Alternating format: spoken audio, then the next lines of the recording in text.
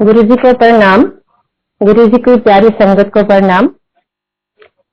मैं जो आज का अपना सत्संग है, तो मुझे 14 मई का महीना है। जैसे संगत जी पता है आपको कि ये महीना हमारी भावनाओं से जुड़ा हुआ है, क्योंकि 31 मई को गुरु जी ने महासमाधि ली थी। तो वो टाइम हमारी जिंदगी में हम उसके टाइम को कैसे जिए, वो मैं आपसे शेयर करना चाहती हूँ। इसके साथ ही मैं मैनेजमेंट का भी धन्यवाद करना चाहती हूँ, जिन्होंने हमें ये प्लेटफॉर्म दिया कि हम अपने गुरु का गुणगान करें, अपने मन के भाव उनके प्रति प्रकट कर सके संगत के साथ। तो मुझे वो 14 मई को मेरे पास मैसेज आया था कि मुझे इस प्लेटफॉर्म पे सत्संग करना है। तो उस दिन मैं वैसे गुरु जी को याद कर रही थी, क्योंकि 14 मई को मंडे का दिन था और गुरु जी उस दिन बड़े मंदिर आए थे और हम रूटीन में बड़े मंदिर जाते थे तब।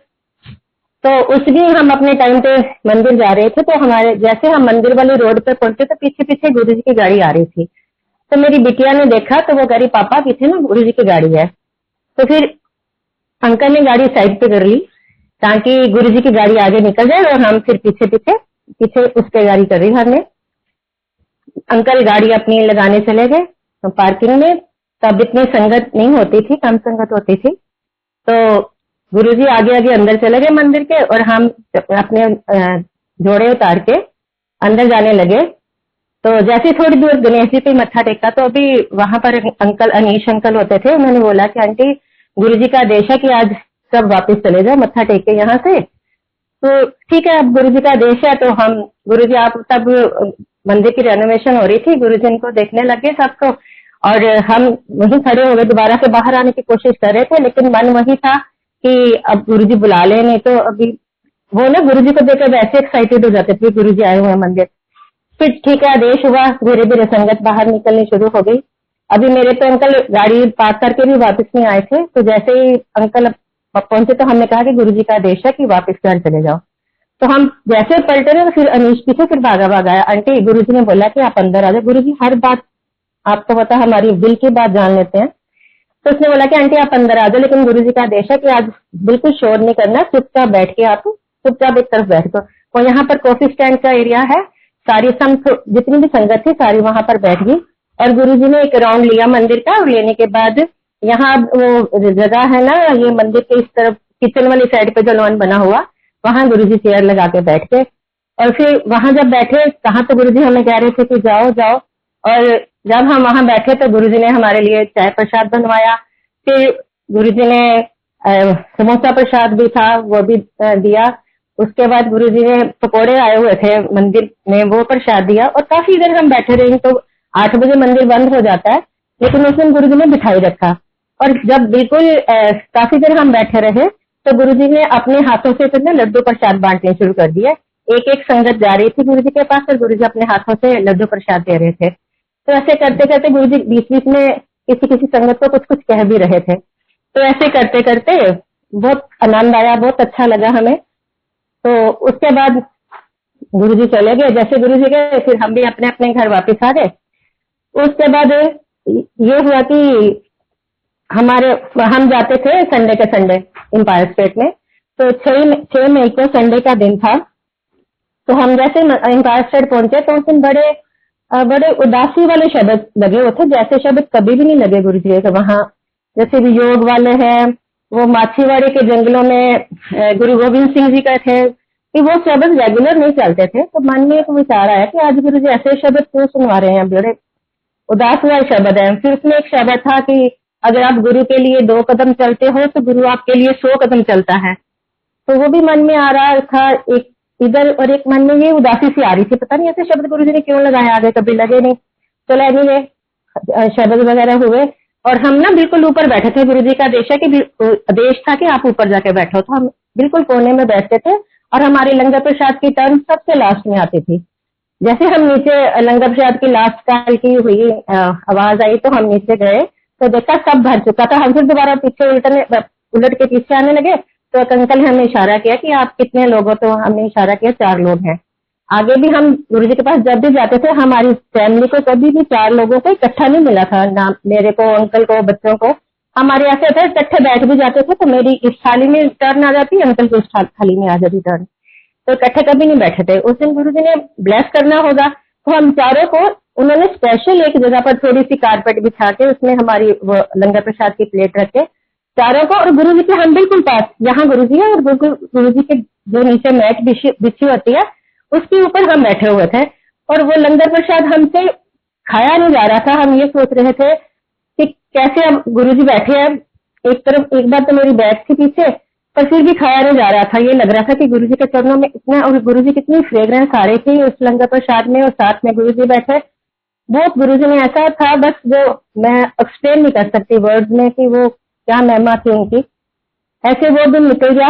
फिर हमारे 27 मई को बारी आई गुरुजी के पास। हम जब गए तब भी हमारे साथ ऐसे ही हुआ कि हम, तब गुरुजी ने दूसरी तरफ बिठाया, तब मेरा फेस गुरुजी की ओर था। गुरुजी ने वो आंखों में पता नहीं क्या ब्लेसिंग दी। फिर उसके बाद 31 मई को हमें वो मिल गया संदेश। लेकिन जब 27 मई को हम वापस आ रहे थे तो बाहर अर्जुन अंकल खड़े थे। उन्होंने बोला था कि आज गुरुजी ने बोला बातें नहीं करनी रास्ते में, सारे रास्ते राम राम करते जाना है। तो गुरुजी वो स्ट्रेंथ दे रहे थे हमें, क्योंकि वो शब्द है जो गिरद हमारे राम कर, दुख लगे ना कोई। हमें इतना बड़ा दुख लगना था तो गुरुजी पहले ही हमें उसके लिए प्रिपेयर कर रहे थे। और उस बार जब महाशिवरात्रि में हमें कैलेंडर मिले थे मंदिर से, तो उसमें गुरुजी के ना वो साइन किए हुए थे ब्लेसिंग ऑलवेज।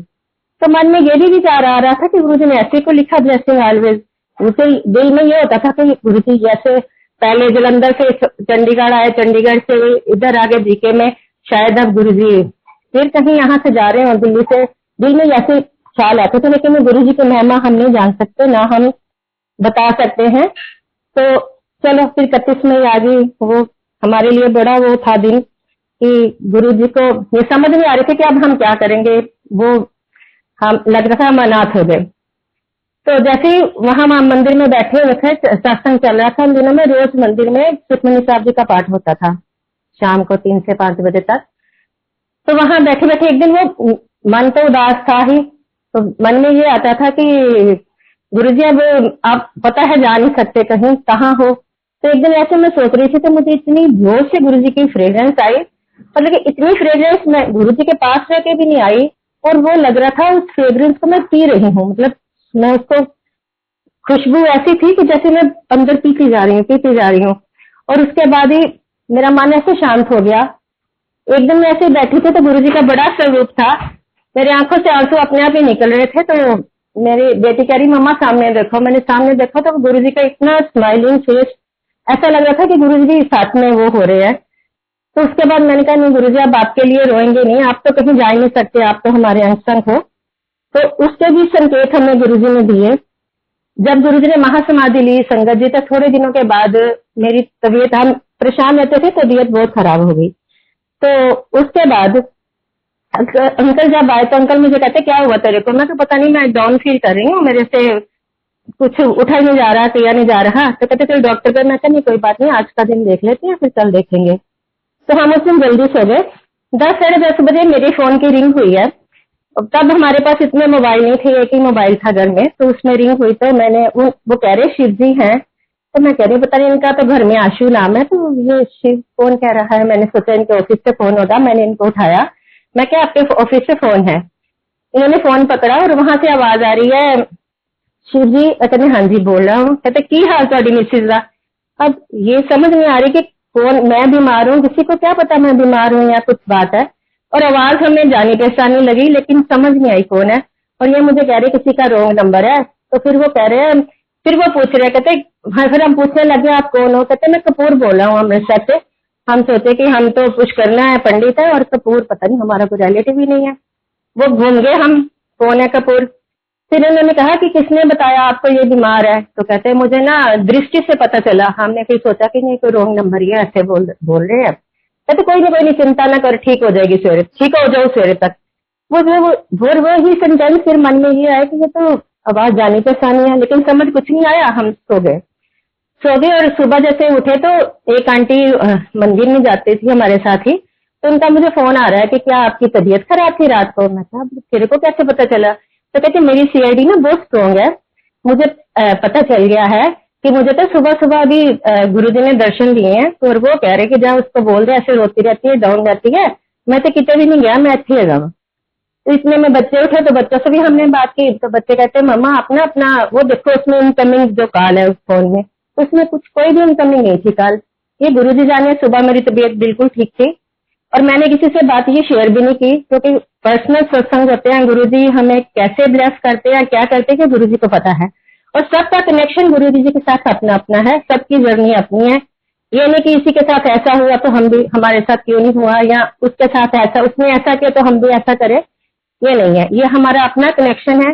जैसे हम कनेक्ट होते जाएंगे, गुरुजी हमें खुद गाइड करते हैं, खुद चलाते हैं उस रास्ते पे, जो रास्ता उन्होंने हमारे लिए मुकर्रर किया हुआ है। उसके बाद थोड़ा हमें सपोर्ट मिली, थोड़ा हम ठीक होना शुरू हो गए। उसके बाद बेटे का, मेरे का ऐसा था कि जिस कॉलेज में जाता था उसमें जब ये इनके एग्जाम हो गए, सेमेस्टर कंप्लीट हुआ, तो उसके बाद बच्चे अपने अपने हॉस्टल वाले घर चले गए। तो इसका एक फ्रेंड था जो कि होशियारपुर में रहता था, तो वहां पर चिंतपूर्णी माता देवी का मंदिर है पास में। तो वो बच्चा अपनी फैमिली के साथ माता जी के मंदिर में गया, और उसने वहां से अपनी ना फैमिली फोटो, बच्चे आपस में एक्सचेंज करते रहते हैं, तो उसने वो फोटो भेजी। तो उस फोटो में मंदिर के साथ, देवी के मंदिर के साथ छोटा सा मंदिर बना हुआ है, और उसमें साक्षात गुरुजी बैठे हैं पूरा।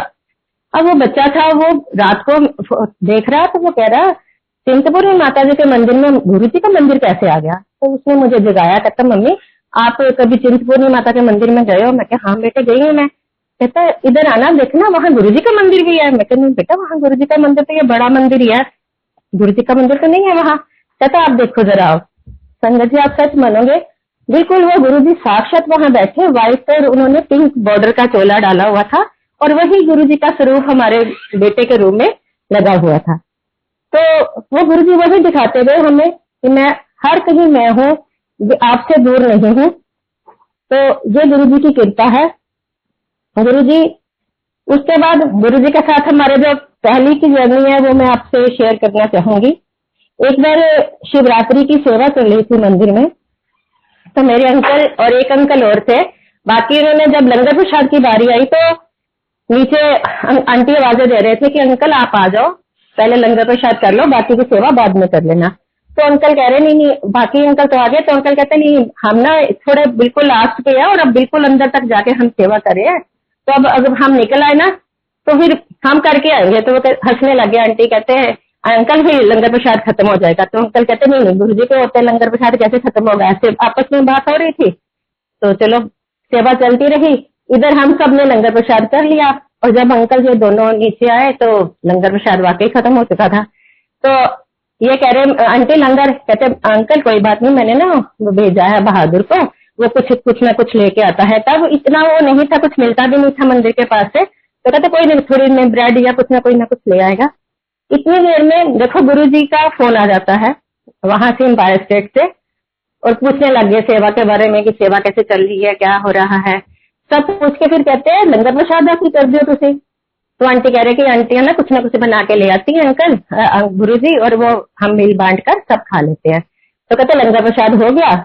कहते हाँ जी गुरुजी हो गया। कहते नहीं हाले किच्छे होया, दो अंकल जड़े उपरों आए हैं उन्होंने तो लंगर रहना हाले। वो कहते कोई नहीं, मैं बहादुर ने भेजा गुरुजी, वो ले आएगा। तो गुरुजी कहते नहीं बहादुर की लोड़ नहीं है, जाओ।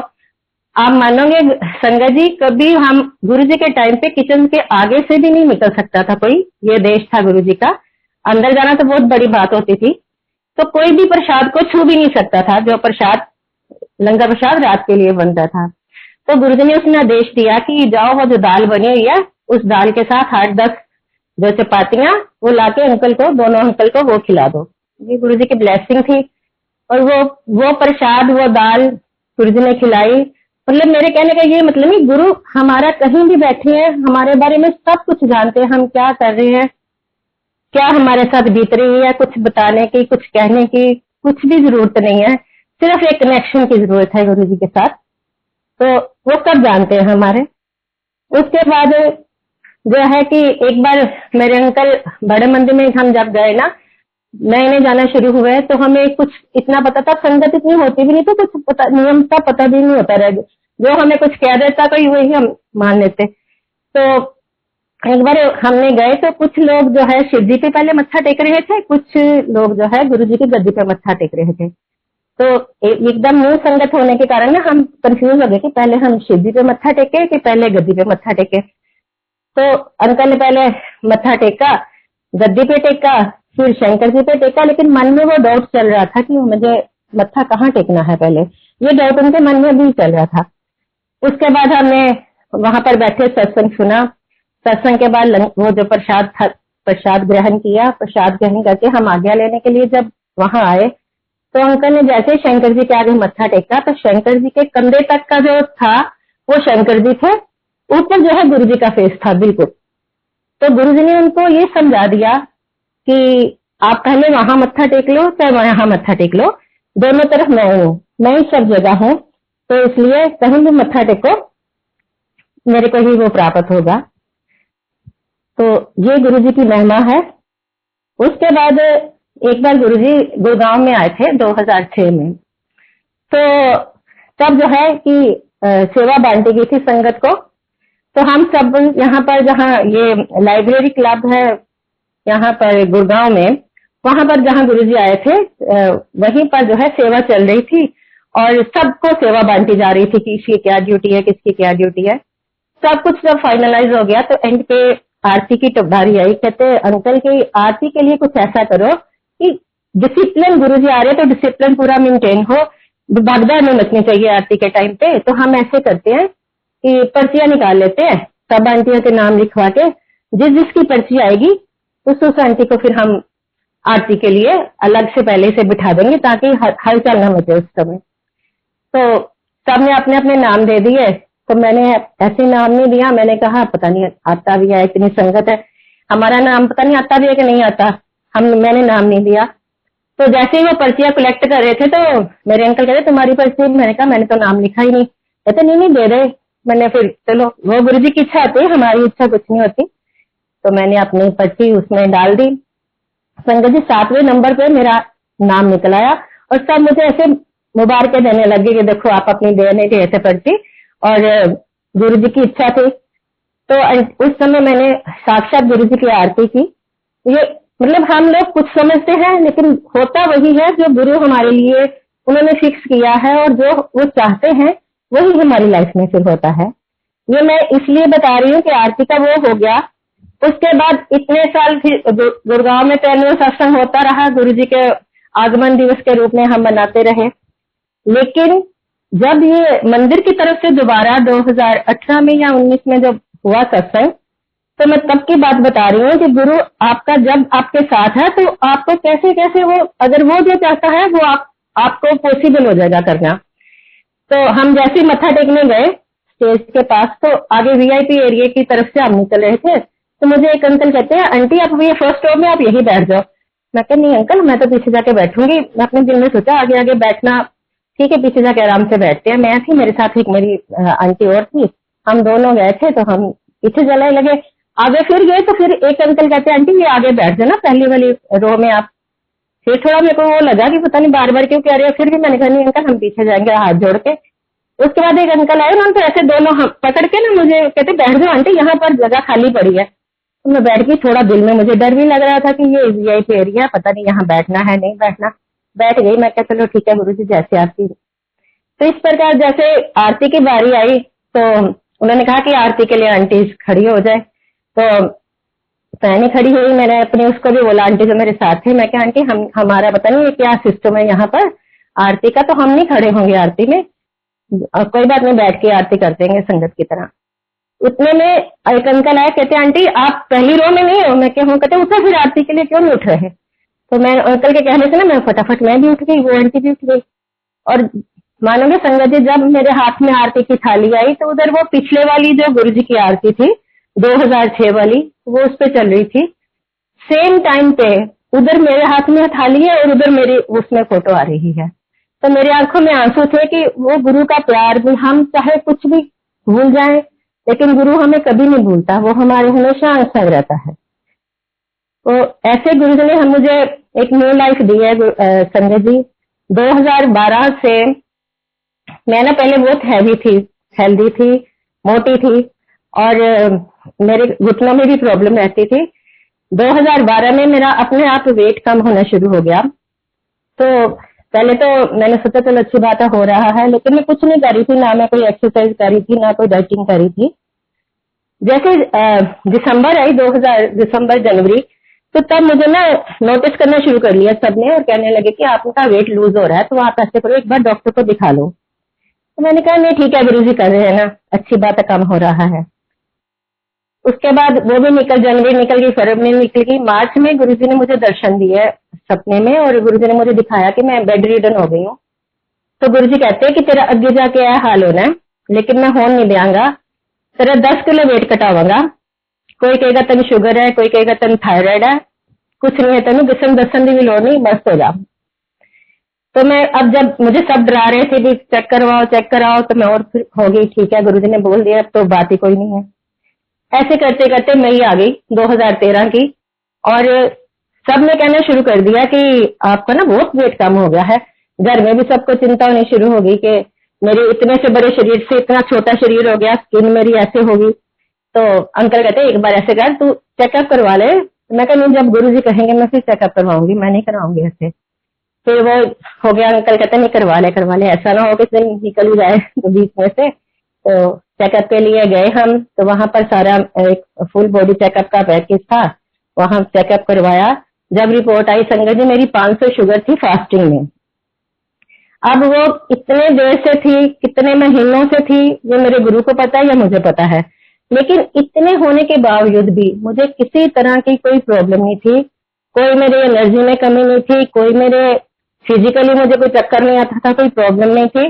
वो टाइम गुरु जी ने मेरा कैसे कटवाया वो गुरु ही जानते हैं मेरे, मैं और मेरा गुरु, बस बीच में तीसरा कोई नहीं। तो वो टाइम निकल गया। अब फिर जब इतनी शुगर की प्रॉब्लम आ गई तो घर वाले परेशान। यहाँ आरटीवी में एक शुगर स्पेशलिस्ट डॉक्टर है, उसको दिखाया। फिर वो भी बेचारा कहो, बोले आपको चक्कर आते हैं, आप लो फील करते हो, आपको ऐसे होता है। मैं कहती मुझे तो कुछ नहीं होता, मैं तो फिट एंड फाइन हूँ, मुझे कोई प्रॉब्लम नहीं है। वो भी सोचे, कहता वैसे तो आपको इंसुलिन की जरूरत है, लेकिन मैं ऐसे करता हूँ, एक दो दिन दवाई खाओ, फिर रेगुलर चेक करो, तो आपकी तो शुगर ठीक नहीं होगी। तो ये आप खा के देख लो, अगर इससे फर्क पड़ता ठीक है, नहीं तो फिर कुछ और देखते हैं। वो 2-3 दिन में ही मेरा शुगर लेवल जो है वो दवाई दो गोलियां दी थी उसने, वो खानी शुरू की, एक मॉर्निंग में थी। तो उसके बाद मेरा शुगर लेवल डाउन आना शुरू हो गया दवाई खाने के बाद। तो फिर हमने एक गोली अपने आप ही बंद करके, 2 गोलियां मेरी चलती रही, एक सुबह खाती थी, एक शाम को खाती थी। अब जैसे मैंने दवाई खानी शुरू की, उसके बाद वो साइड इफेक्ट मेरे आने शुरू हो गए। विद इन मंथ मेरी, एक दिन सो गई हूँ और सुबह उठी हूँ, मेरे को विजन बिल्कुल गया, मेरे को नहीं दिखाई दे रहा था, बड़ा धुंधला धुंधला दिखाई रहा था। टेयरिंग पावर चली गई मेरी, स्किन मेरी ऐसे हो गई जैसे बुड्ढों की होती है, हाथ में आ जाती थी, हेयर फॉल, मतलब ऐसा हाल हो गया मेरा। मुझे खुद अपने को देख के नहीं पहचान पाती थी कि मुझे क्या हो रहा है, लेकिन एनर्जी में कमी कोई नहीं थी मेरे अंदर। चलो मैंने अब फिर भी गुरु महाराज का बड़ा शुक्रिया किया कि गुरु जी कहते हैं कि मैं तुम्हारे 90% माफ कर देता हूँ और 10% तुम्हें भोगने की शक्ति देता हूँ। और मेरे वो 100% तो ये था कि मुझे बेड रिडन होना था। गुरु जी ने 90 वो काट के 10% मुझे शुगर दे दी, लेकिन गुरु जी के शब्दों में वो शुगर नहीं थी, डॉक्टर के शब्दों में शुगर है, जो भी है ठीक है। लेकिन 1 महीने के बाद संगत जी मेरी सारी चीजें ठीक हो गई, इवन की आई सेट भी ठीक हो गई मेरी। अब ड्यू टू एज जो है, मतलब ये गुरु के सिवा कौन कर सकता है, तुम्हारा गुरु ही कर सकता है, तुम्हारे लिए कोई नहीं कर सकता। इतनी बार आंखें वापस देना, मतलब चलो बाकी तो चलो ठीक है, थोड़ा थोड़ा करके हो जाता है, हेयर फॉल भी ठीक हो जाएगा, आपकी स्किन भी, लेकिन आंखों का ठीक होना वो गुरु का की दया के बिना कोई नहीं हो सकता। तो उनकी बड़ी, मैं उसके आभारी हूँ अपने गुरु की, कि मैं उनकी कृपा से दोबारा इस दुनिया को देख रही हूँ। ये चीजें हम जब मैं बता रही हूँ तो बड़ी जल्दी से बता रही हूँ, लेकिन जब हमारे ऊपर ये बीतता है टाइम, और उसको टाइम को गुरु कैसे निकलवाता है, ये या आप जान सकते हो या आपका गुरु जान सकता है। तो गुरु जी की बड़ी कृपा रही, दोबारा मैं ठीक हो गई। उसके बाद मेरे बच्चे बड़े होने शुरू हुए। तो एक दिन मैं बड़े मंदिर से आई रात को, तो मुझे रात को सपना आया कि मैं बड़े मंदिर में हूँ और एक अंकल आया, उन्होंने परात में मुझे ये शादी की जो मिठाई होती है ना, शक्कर पारे, और सेमिया, गुड़ वाले, ये सब ना उसकी मिठाई मुझे इतना बड़ी थाली वो अपराध है, तो मुझे दे रहे हैं कि आंटी ये ना ले जाओ। तो मैं कहती हूँ अंकल इतना प्रसाद मैं कैसे लेके जाऊंगी? कहता मैं अभी मैं लाता हूँ। उन्होंने 2 मुझे बड़े बड़े लिफाफे थे, उनमें वो पलट कर मुझे दे दी। तो मैं घर आती हूँ, घर में मेरे ना हमारे रिलेटिव आए हुए हैं और मैं वो मिठाई बांट रही हूँ। तो इंडिकेशन गुरुजी ने दे दिया कि बेटी की शादी का। तो फिर वो शादी भी गुरुजी ने खुद करवाई। हमें थोड़े दिनों के बाद एक रिश्ता आ गया, तो वो भी मुझे याद है 25 तारीख जब हमारा एनुअल सत्संग होता है गुड़गांव में, तब वो इसने अपनी उसमें से जहाँ जॉब करती थी वहां से 2-4 लोगों को सत्संग से इनवाइट किया था।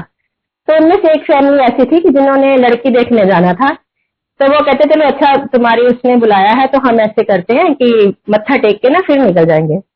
जब वो मत्था टेकने आया, उन्होंने बेटी को देखा तो वो उनको बेटी पसंद आ गई। तो फिर वो बात जहां वो जा रहे थे वो गए नहीं। तो ऐसे गुरुजी ने वो भी सत्संग के दिन ही अपना जो है उसका रिश्ता करवा दिया, तय करवा दिया। अब जब बात चली तो उन्होंने कहा कि हम ना टेवा पत्री आप दिखानी है आपको, तो आप बताओ। हमने कहा जी हम तो गुरुजी को मानते हैं, अगर गुरुजी के चाहेंगे तो टेवा पत्री आप खुद मिला लो, जो आपने करना कर लो, हमारी तरफ से कोई असर नहीं होगी इस बारे में। अगर हमारे गुरु को मंजूर है तो शादी डन, अगर गुरुजी को नहीं मंजूर तो वो भी गुरुजी की इच्छा। तो उन्होंने मिलाया सब कुछ, हमने कुछ नहीं मिलाया। और गुरुजी ने ऐसे फटाफट शादी की। और जिस दिन ये मंगनी इनकी हुई है उस दिन शिवरात्रि थी, वो फिक्स हुई मंगनी की। और उसके बाद 19 अप्रैल की जो गुरुजी का फंक्शन था, अप्रैल 19 की उसकी शादी हो गई।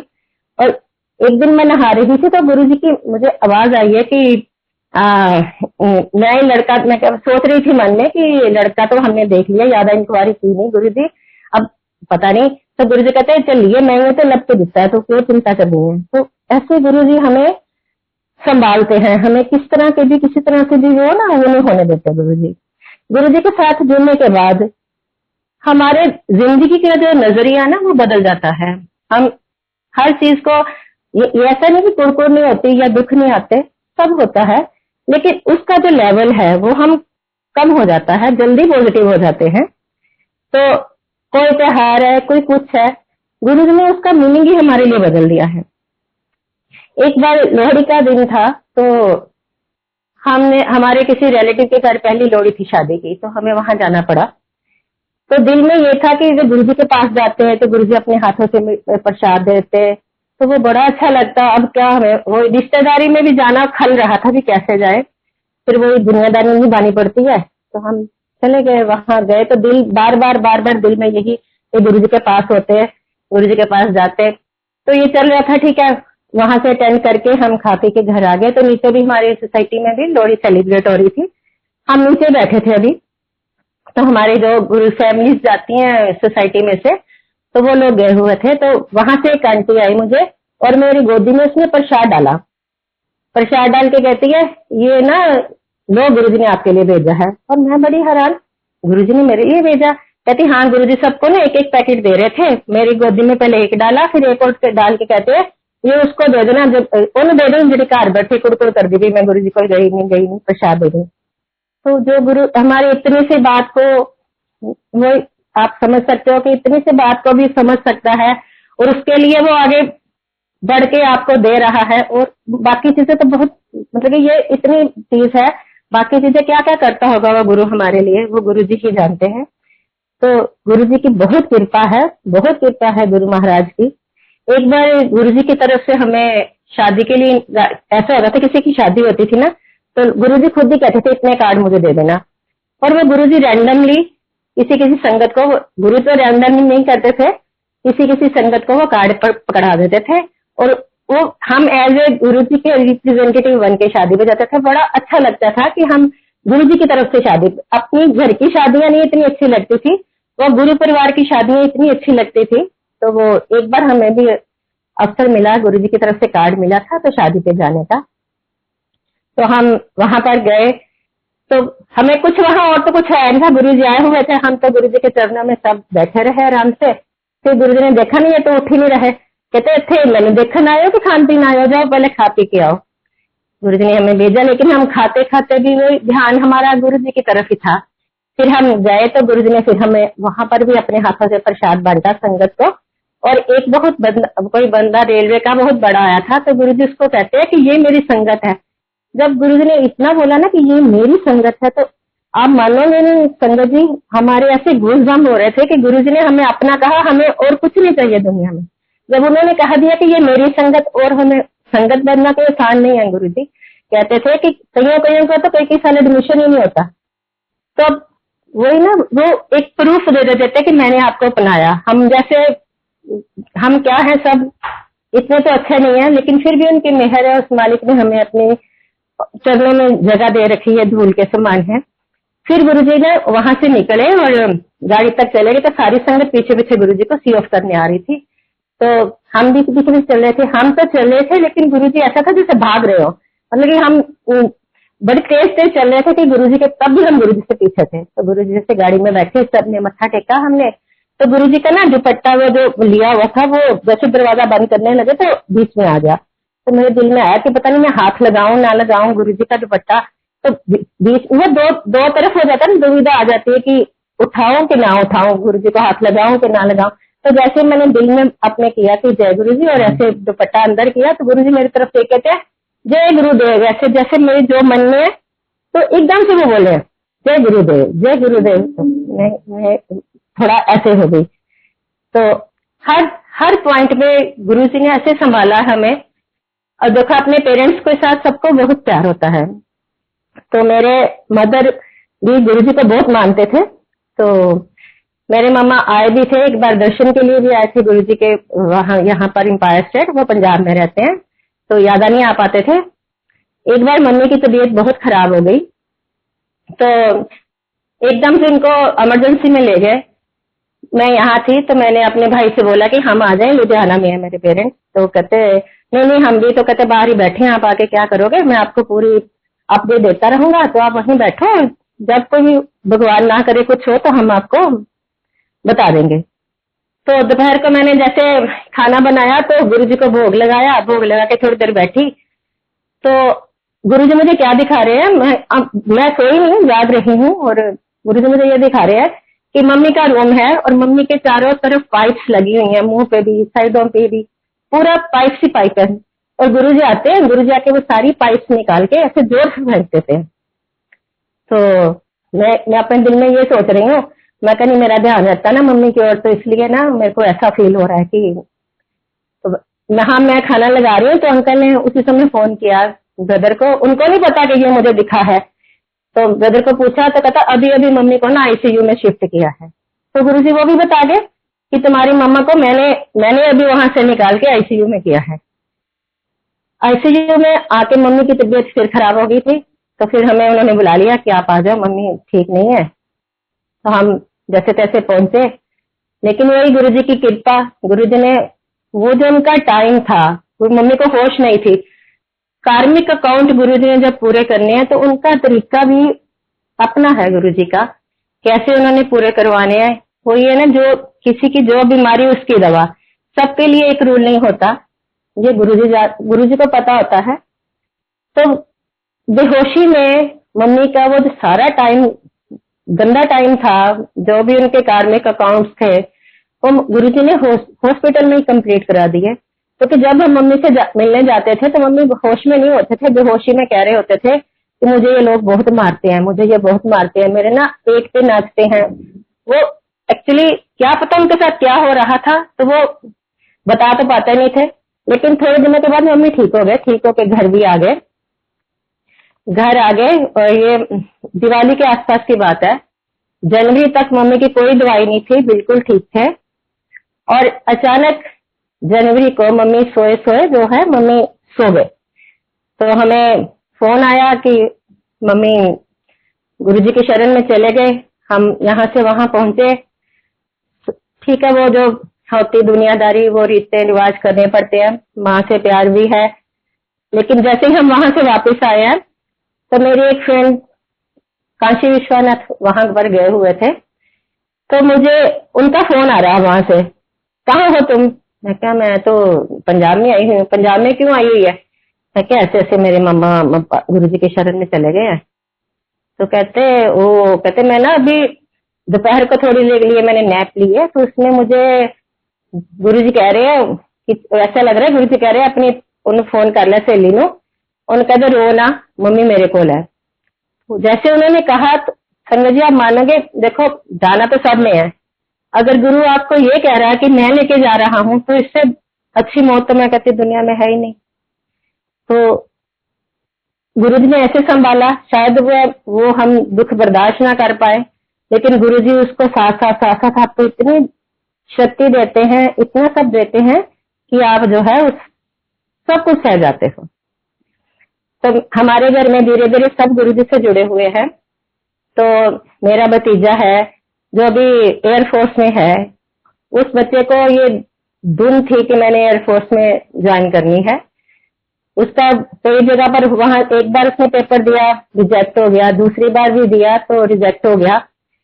उसके फिर उसने इंजीनियरिंग शुरू कर ली, लुधियाने में है वो भी, लेकिन उसका मन फिर यही था कि मैंने अगली बार उसने फिर टेस्ट दिए, टेस्ट उसके क्लियर हो गए। मेडिकल के लिए वो दिल्ली इधर ही आया था आरआर में, तो मेरे पास ही था। तो मेडिकल के लिए जब गया तो उन्होंने मेडिकल उसका रिजेक्ट कर दिया। उसमें इन्होंने एक तो बोला कि आपका लीवर फैटी है, एक बोला कि आपके हाथों के जो वो बोन्स हैं वो ठीक नहीं है, तो आप वो नहीं चला पाओगे। तो एक चीज और उन्होंने बताई थी, दो तो वो जो प्रॉब्लम्स थी उनकी वो दवाई खा के ठीक होने वाली थी। तो एक जो ये हाथों का बताया था क्रिवेचर, वो तो जैसे भगवान ने बना दिया तो वो ठीक नहीं हो पाता, तो उसके लिए एक मौका होता है कि आप दोबारा अपील कर सकते हो। बाकी उसने दवाइयां खा ली, उसकी दोनों प्रॉब्लम्स ठीक हो गई। अब हाथों की प्रॉब्लम वो तो गुरु जी के था, तो गुरु जी ने मेरे ब्रदर को ड्रीम में बोला कि आप ऐसे करो, जब दोबारा फाइल लगाओगे ना तो मेरे से ब्लेस करवा के लगवाना। अब मेरे ब्रदर का मुझे फोन आ रहा है कि मुझे गुरु जी ने ऐसे बोला, दीदी मैं कहाँ पर फाइल करवाऊं पर ब्लेस, मैं कहाँ क्या करवानी है, घर में गुरु जी के स्वरूप के आगे रख दो, वही अपने आप गुरु जी ब्लेस कर देंगे। कहता ठीक है। उन्होंने ऐसे किया, दोबारा फाइल भेज दी, दोबारा फिर उसके टेस्ट हुए, बाकी तो उसका सारा ओके ओके ओके हो गया। जब उसके हाथों को देखा उसने, जो भी इंस्ट्रक्टर था, तो उसके हाथ बिल्कुल ब्लू हो गए, मतलब गुरु जी ने उसके हाथों को अपना रंग दे दिया, ब्लू कलर बिल्कुल। और वो ना उसके हाथ पकड़ के बैठ गया देखने की बजाय, कहते तुम ठीक हो, तुम आर जी ओके। तो कहता हाँ मैं ठीक हूँ। कहता ठीक है ओके ओके। उसने ओके लिखकर उसका मेडिकल क्लियर करके उसको दे दिया। आज वो कई सालों से पायलट है और गुरुजी ने बहुत ब्लेस किया है उसको, तो बहुत अच्छा कर रहा है। ऐसे ही मेरी भतीजी का है, मेरी भतीजी जॉब करती थी, रात को लेट आ रही थी, तो इसका एक्सीडेंट हो गया, स्कूटी गिर गई नीचे। तो रेड लाइट के बाद इसका एक्सीडेंट हुआ था, और फिर आपको पता जब रेड लाइट आती है तो लोग कोई वेट नहीं करता एक दूसरे की, सब भागा भागी करते हैं, तो कोई उसको उठा नहीं रहा था। इतने में से एक बहुत गोरा चिट्टा कोई बंदा आया, उसको कहता, उसको उसने मोपट उठाई, कहता मैं तुम्हें घर छोड़ दूं। कहते नहीं आप मेरे को, आप ठीक हो बेटे। सारा चेकअप उसने किया और करके उसको स्टार्ट करके मोपट बिठा दिया ऊपर, और वो घर पहुंच गई। घर पहुंच के सो गई। जब उठी तो उसके जहां से उसने पकड़ा था उसको उठाने के लिए, पर वहां पर उसके ना गुरुजी लिखा हुआ था, वो प्रिंट्स बन जाते हैं ना, तो वो गुरुजी ने बताया कि बेटा मैं ही आया था तुझे उठाने, और कोई नहीं है तुम्हारी रक्षा के लिए मेरे सिवा, मैं ही हूँ। तो एक बार मुझे याद है कि जब हम गुरु से नए नए जुड़े थे, तो हमें इतना पता नहीं था गुरुजी के बारे में कि गुरुजी, बस हम जाते थे, अच्छा लगता था, पंजाबी माहौल मिलता था हमें, तो गुरुजी का वो रूप आंखों में समा जाता था, बहुत अच्छा लगता था, तो हम जाते थे। एक दिन ऐसे हुआ कि मेरा पेट एक बार मैं गई थी बाहर कहीं, वहां से आई तो इतना पेट खराब हो गया कि मेरे दवाई खाती रहती ठीक होता, और जैसे ही दवाई बंद करती फिर दोबारा मैं खिचड़ी पे आ जाती, खिचड़ी खा के मेरा बुरा हाल हो गया था। यहाँ पास ही हमारे घर के एक हॉस्पिटल है शिवम, वहां दिखाया तो वो कहते हैं हम आपको देखना सारी दवाइयां जमा चुके हैं, ये लास्ट आज का दिन है, नहीं तो कल आके ना एडमिट हो जाओ। और मैं कह रही हूँ गुरुजी, इतना मेरे मुंह से निकला कि गुरुजी बच्चे बहुत छोटे हैं, अगर मैं हॉस्पिटल चली गई तो घर का क्या बनेगा। तो फिर मैं आई तो अब अनकॉन्शियस माइंड में मैं लेटा भी नहीं जा रहा था, मैंने 2 डबल पिल्लो रखे पीछे, और लेट गई पिल्लों पे। तो मुझे ऐसे एहसास हुआ, मैं सोई नहीं हूँ, कि गुरुजी आए और मेरे पास बैठ गए आके। बैठ के और गुरुजी ने ऐसे ऐसे ऐसे ऐसे ऐसे ऐसे ना मेरे सारे शरीर पे हाथ फेरा है और पेट में एक जगह आके रुक गए गुरुजी। रुक के गुरुजी ने मेरे पेट में से कुछ निकाला और ऐसे पीछे को फेंक दिया और मुझे बहुत गुस्से में बोलते हैं, ध्यान नहीं रख दिया अपना, ध्यान रखा कर। तो वो उनकी लीला वही जाने। हम तो मतलब हमें तो पता भी नहीं चलता कि वो क्या करते हैं, क्या कर गए हैं, कुछ समझ नहीं आती हमें। तो गुरुजी ने जिस जिस को हमारे द्वारा जुड़ाया, जुड़ाते तो आप है, हम कुछ एक मीडियम बनते हैं, लेकिन जितने परिवार जुड़े हैं गुरुजी के साथ, हमें कभी भी पीछे मुड़ के देखने की जरूरत नहीं पड़ी। और जो जो जुड़ा है गुरुजी ने हर तरफ से, चाहे वो किसी का आर्थिक मैटर है, किसी का स्पिरिचुअल है, किसी का कोई भी है, तो गुरुजी ने सबको ऐसे आगे कि हमें पीछे देखने की कभी जरूरत ही नहीं पड़ी। हमारे एक आंटी हैं, सोसाइटी में रहते हैं, तो उनका ऐसे बेटा बहुत बीमार रहता था। तो एक बार उन्होंने मेरे से बात की कि मेरा बच्चा इतना बीमार है कि मुझे कुछ समझ नहीं आ रही, क्या करूं। तो कहती मैं सब तरफ से मैंने डॉक्टर्स को दिखा लिया, सब कर लिया, तो कुछ बन नहीं रहा। तो मेरे तो हमारे पास एक ही वही गुरुजी है। तो मैंने एक छोटा सा स्वरूप गुरुजी का मैं लाई। मैं कहा बेटे इसके ना पिल्लों के नीचे रख देना आप गुरुजी के स्वरूप, और देखना तुम्हारा बेटा रात को अच्छे से सोएगा, इसको कुछ नहीं, कुछ प्रॉब्लम नहीं आने वाली। तो ठीक वैसे ही हुआ कि उसने भी मेरे कहने से रख लिया, लेकिन वो सोच रही थी इतने डॉक्टर्स को दिखा लिया, कुछ तो हुआ नहीं। तो चलो सुबह जब उसको ध्यान आया तो उसको कहती अरे वाह, हम तो बड़े आराम से सोए। तो फिर धीरे धीरे गुरुजी ने इनको जोड़ लिया ऐसे।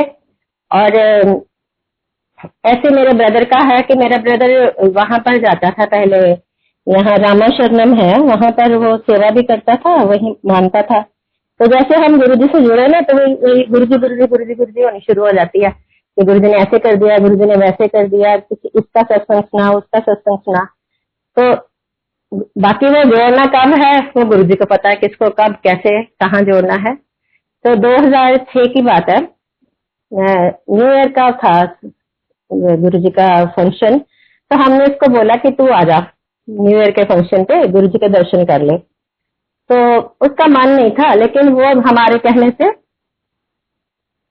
आ गया। लेकिन जब पहले आया तो धुंध बड़ी थी, लुधियाना से आना था, ट्रेन लेट थी।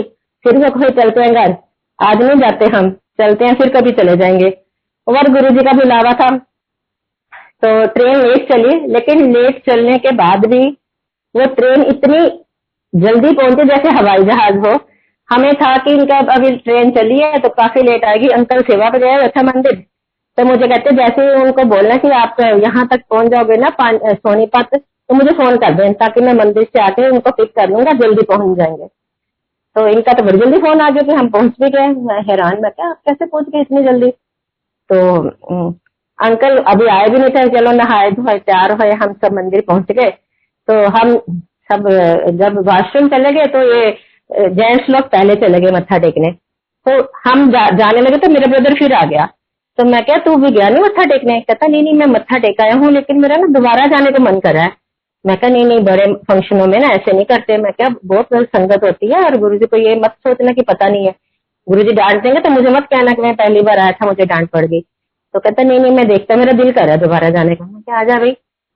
तो हम अभी लाइन में लगे थे, ये पता नहीं फटाफट कैसे, बड़े फंक्शनों में तो गुरुजी के पास जाना तो बहुत बड़ी बात है। दूर से ऐसे ऐसे गुरुजी हाथ हिला देते थे कि जाओ, पाँव भी नहीं छूने देते थे। और ये गद्दी के पास बैठा हुआ गुरुजी के पास जाके और धीरे से कहता है कि गुरुजी मेरी मम्मी ने ना आपके लिए ना थैंक्स भेजा है, इनका ना घर रेनोवेट हुआ था, जो ये कब से सोच रहे थे करना, लेकिन हो नहीं पा रहा था, लेकिन गुरुजी की कृपा से वो रेनोवेट हो गया सर। तो कहते हाँ हाँ मैंने पता है, जय ऐश कर। तो ये ना म्यूजिक रूम से निकल रहे थे हम लोग, ये वहां खड़ा होकर ना रोने लग गया।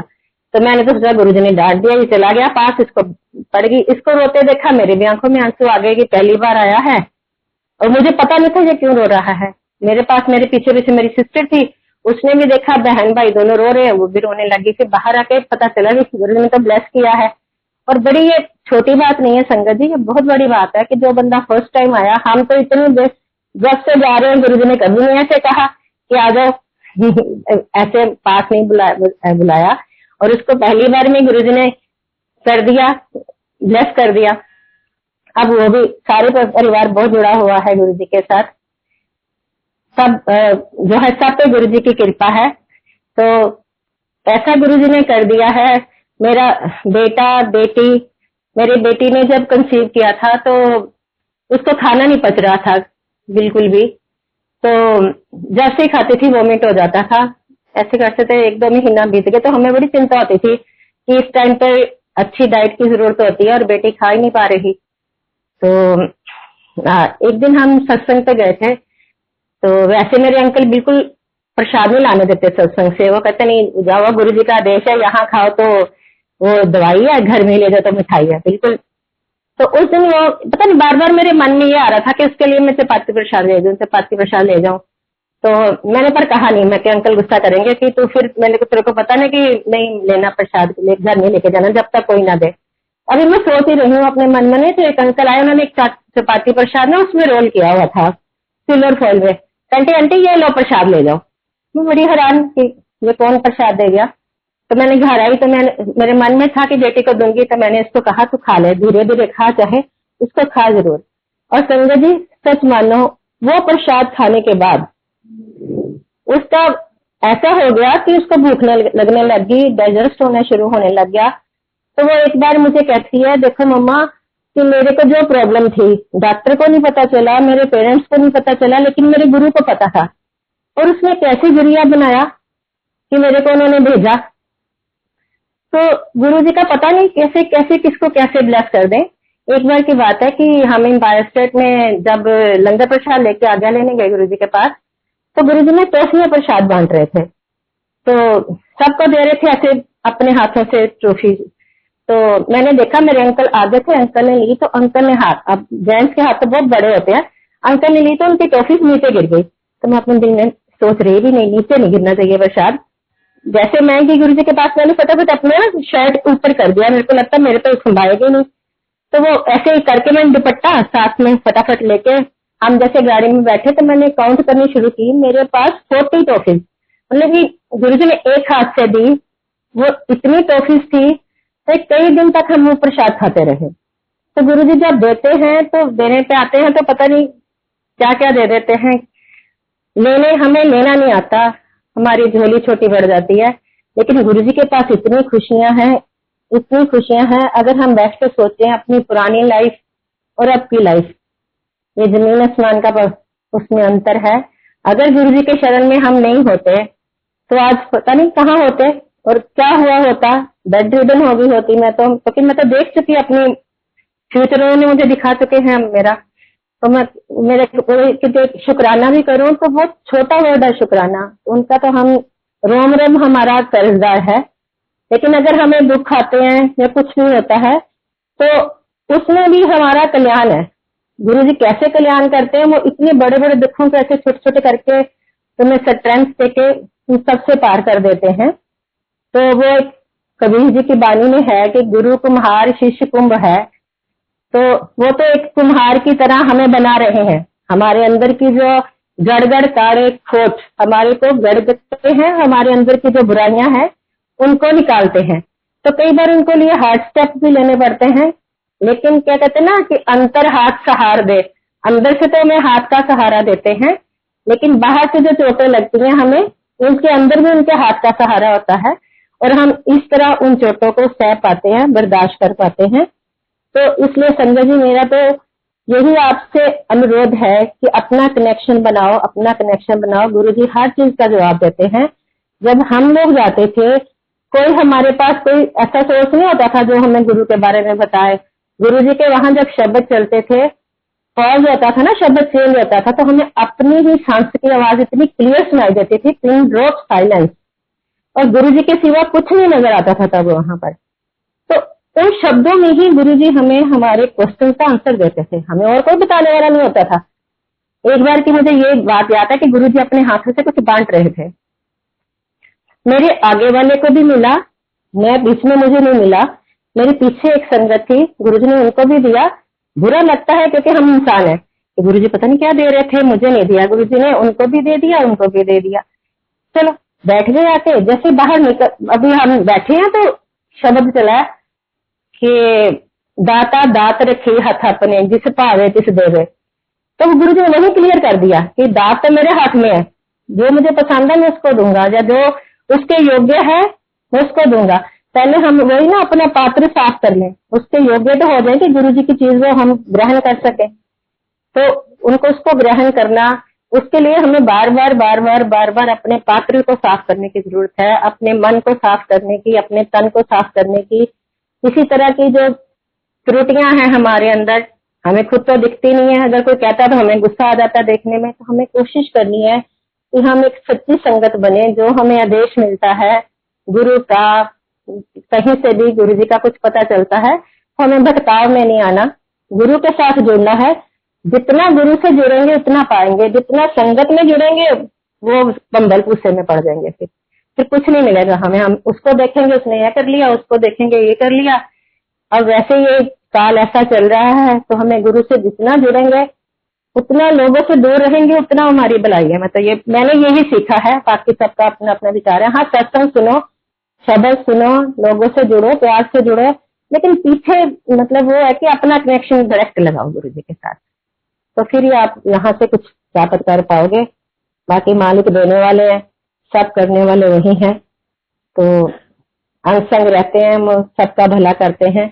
तो मैं यही सबसे ये इस टाइम गुरु जी से दुआ करती हूँ कि गुरु जी इस टाइम में जो भी लोग संकट में है, पीड़ा में है, दुख में है, गुरु जी सबके ऊपर अपना वो दे, कल्याण करें सबका, और सबको अपने चरणों में लगा के रखे, सबका कृपा बरसाए। Thank you Guru ji.